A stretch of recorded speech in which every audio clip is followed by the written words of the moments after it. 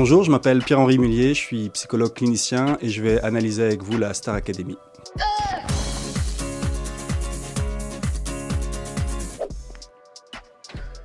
Bravo!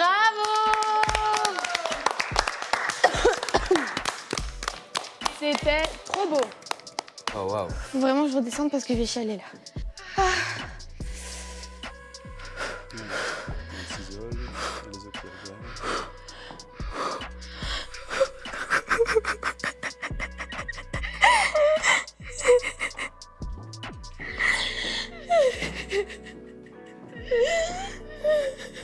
Il y a plusieurs choses sur lesquelles j'ai envie de rebondir avec cette vidéo et tout.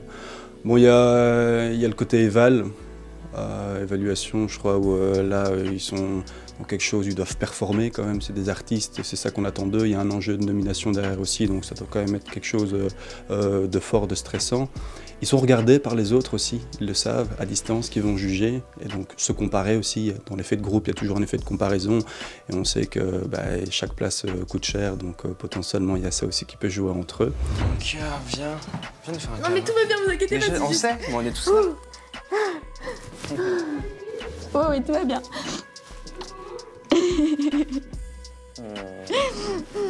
Je l'ai ressenti sa mère la chanson, je vous le dis.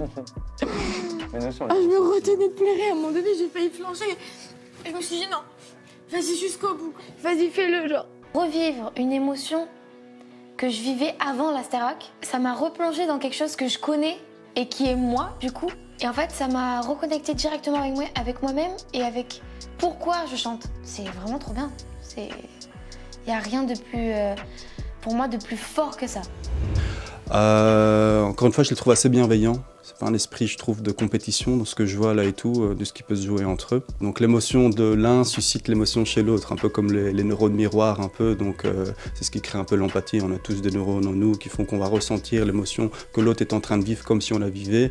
Et ça nous permet de ressentir cette émotion pour peut-être être dans le lien social, dans l'empathie, dans le soutien. Et on le voit vite quand elle pleure.